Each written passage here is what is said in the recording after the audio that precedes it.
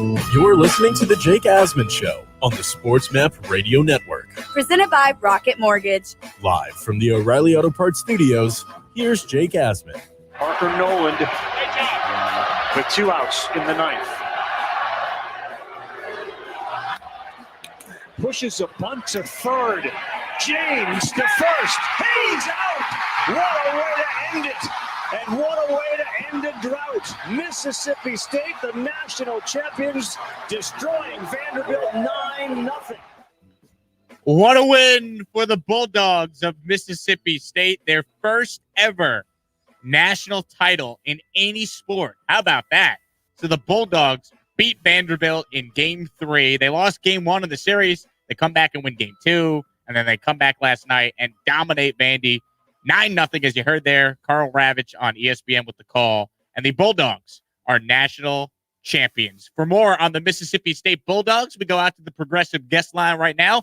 Bring on one of my really good friends in the business. He's been in Omaha, Nebraska the last couple of weeks covering the Bulldogs up close. He is John Sokoloff from WCBI News, and he joins us right now. John, appreciate the time, my man. How you doing?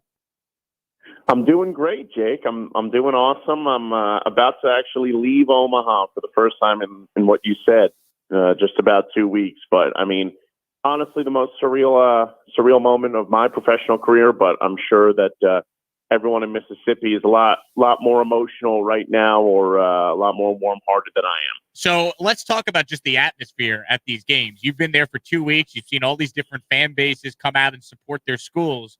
But it felt like in this College World Series, it had to have been, 95% Mississippi State fans there compared to Vanderbilt fans? Oh, yeah. I would say at the end, it was about 80% State fans, 10% just fans who live in Omaha, who love coming to this. Since it's been here for so long, there's so many Omaha natives that go. So it was like 80% State, 10% fans who live in Omaha, and 10% Vanderbilt fans. What was the atmosphere like, if you could describe it in a couple sentences? Well, I mean, I'd encourage anyone that's trying to try something new or branch out a little more in sports just to, check out any College World Series game in Omaha if they can. I mean, it's just a 25,000 seat stadium that's packed to the brim every game, for every single game, even from the beginning. But for last night, it honestly felt like a game at Dudy Noble Field that I covered. I mean, I was at almost every home game this year, and it just seemed identical to that. You just see maroon and white everywhere, and they're loud, and they scream, and the fans are smart, and there's people crying. I mean, you hear maroon and white chants. It's insane, Jake. They were starving for a championship in anything. And this was their first one. They finally get it. And, the women's basketball team, back-to-back years, made it to the national championship. They beat UConn, and then they lose in the national championship game after doing that, and they lost the next year. This team has been to Omaha 12 times now. They made it, this is their third straight time. They made it in 2019. People thought that team had a great chance of doing it. And now, I mean, not only did they just win it this year, but they won it as a number 7 seed of the 8 teams that were here. So one of the lower seeds of the teams here, and they just get it done. I mean, these fans, I think they honestly didn't even really know how to react because they've been waiting so long and have been so hungry for a championship. There were fans in their 60s, 70s, 80s who were just so emotional. Afterwards, I had to do some live shots outside of the stadium, and they have this very famous statue right outside of TD Ameritrade Ballpark of just a couple baseball players on there, and there were lines of hundreds and hundreds of people just waiting to take a picture there to capture that moment. I mean, it's going to go down as the best night in Mississippi State athletics history, a statement win, and really just a team of destiny that took down a Vanderbilt program that's been a top baseball program for the last couple of years. So a very special night for everyone in the state of Mississippi, besides Ole Miss fans. John Sokoloff joining us on the Progressive guest line here on the Jake Asman Show, sports director covering Mississippi State for WCBI News. So you look at what Mississippi State had to overcome here, John. They lose game 1 to Jack Leiter, and then for them to bounce back in game 2 and then come out last night against Kumar Rocker, who might end up being one of the top 5 picks in the draft. What do you think it says about the resiliency of this Bulldogs team? I mean, every game here, they've never been out of it. You know, their first game here, they had a combined 21 strikeouts with Will Bednar and Landon Sims, the only two combined pitchers they used. They beat Texas. Game 2 against Virginia, they're down 4-0, and then the 8th inning, they explode. Tanner Allen's 3-run homer, the SEC Player of the Year, he gives them the lead and they win. I mean, that's resiliency right there. Game 3, they lose to Texas at home, but they tie it. They were down by a few runs. They tied it at 5, and then there was a few-hour rain delay, and they ended up falling short in that one. But then Will Bednar goes again the next day. Resiliency right there. They got punched in the mouth the night before to number 2 Texas in the country. Then they beat them. And then game 1 of the College World Series, they're down 7-1 in the first championship series. They're down 7-1 in the first inning. They give Jack Leiter 7 runs after a tough outing for Christian McLeod. And then after that, the bullpen comes in. They don't allow a single run for 8 innings. And then they outscore them. I think it was 22-3 in the final 2 games. That's all this team has been all season long, Jake. Resilient. And, I mean, it's not like you can short what they've done. It's like, well, they only beat this, or well, this team was hurt, or well, this, that, the other. I mean, they beat Vanderbilt. They beat a top program in the country with a couple of top 5 pitchers. And they didn't just beat them. I mean, besides 1 inning, they annihilated this team. Annihilated them. I think it was, 18? Like, through 26 innings, they outscored them. I think it was like 22-5 or something. Just something insane. John Sokoloff with us here talking about Mississippi State winning the national title in baseball, their first national title in any sport in the history of the school. You look at Vanderbilt, John, obviously they're a great team. They got 2 stud pitchers that are going to go high in the first round, as we all know. They're the defending national champions, all that.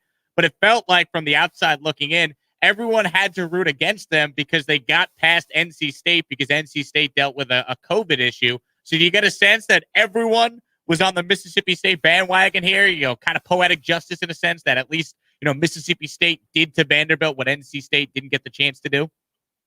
Yeah, and, Jake, that's definitely the case. That's definitely right. And people are just, they have some animosity towards them. And it's not their fault that NC State, had the COVID issues. And everyone loved that team of destiny, right? They loved the lower seeded teams. And it was the same with Oral Roberts when they made the Sweet 16 in basketball this year. They love these groups. They love the Loyola Chicagos of a couple of years ago, the Coastal Carolina in 2016 that came up here and won the national title. I mean, it's just what the fans love. And this NC State team, they beat Arkansas in the Fayetteville Super Regional team, the number 1 team in the country, a team that everyone thought was going to win it all. They win 2 or 3 there. They were undefeated here. It seemed like they caught lightning in a bottle. So it was sad the way that it happened. And, I think people grew to love that NC State team more when they trotted out there with just 13 players and still almost beat Vanderbilt and lost 3-1. So, yeah, I completely agree with you. But also, you talk about those top 2 pitching prospects.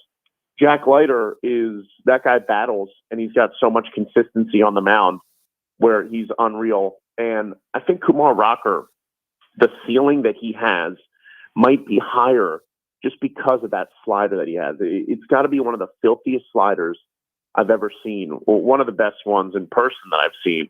The other one was with our good friend Dan Budick at Citi Field circa 2016 when we watched Noah Syndergaard pitch. But, yeah, I mean, those 2 guys are insane. And for this state team to beat them, it was special. I think everyone on social media, and if you're a casual baseball fan, if you're a diehard baseball fan, and you're not from Nashville or a Vandy person, you were probably rooting for State, unless you really just like Rocker and Leiter and you just wanted to root for them well. Finally, John, as we wrap up, one of our listeners, Carly Fleischer, wrote in, what was the best food that you had while you were in Omaha? Ooh, I went to this place called 801 Steakhouse when I was off. I had 1 half off day while I was here, and I went up to Lincoln with a couple of friends to check out the football stadium in Nebraska and check out everything else. But yeah, I went to the 801 Steakhouse, got a Omaha steak. They're really known for that up here. Got a couple of nice sides, and it was really good. It was really good, and some nice fine dining. So I appreciate the question, Carly Fleischer. There you go. Now let me ask you this. I know I said final question, but I lied. No, it's okay. I'm good as long as you are. When you said when you're walking around Omaha, do people just yell Omaha, Omaha, a la Peyton Manning? What is that like? Well, if it's somebody that lives in Omaha, they know where they live. So I'm sure they're over that bit at this point. And honestly, when I was walking around here the last 4 or 5 days, ever since they clinched the championship series, it was just State fans walking up to me saying either like recognize me from down there or just saying Hail State. So no one screaming Omaha, but it's a cool city, man. I didn't really know what to expect when coming up to Omaha, Nebraska. I never thought I'd have an excuse to, but covering college baseball now, this is my 4th season, and it's just sick. It's like a pretty big city, and there's all these 8 different fan bases, and anywhere you go throughout the day, anytime when any team is playing, it's packed to the brim. It's a very unique environment that I would really just encourage anyone to come up and experience it if you're looking to see that type of deal. But yeah, it was an incredibly moving moment last night. Tons of people crying, and something that I'll definitely never forget. He's John Sokoloff, WCBI sports director. Did a great job the last 2 weeks covering the College World Series. Follow him on Twitter at John Sokoloff. John, I know you got a drive ahead of you back to Mississippi State, of course. So I appreciate you joining us here, and we'll talk soon. All right, buddy. Take care. I'll talk to you later. Anytime. John Sokoloff with us there on the Progressive guest line. I have to imagine, man. I mean, if you're in Omaha, I know I would just be yelling, Omaha, Omaha, everywhere I went. But, I'm not in Omaha. And maybe they would get sick of me if I was. Anyhow, John did join us there on the Progressive guest line, quoting Homer Church. It just got easier with Progressive's Home Quote Explorer. Quote and buy online at progressive.com. Quick break. We'll come right back. Let's get to the NCAA finally having to bow down to college athletes. Name, imaging, likeness. It's all allowed, baby. Let the money bags roll in for college athletes. We talk about all that and much more next here on the Jake Asman Show. The middle. Oh, there he is. Oh,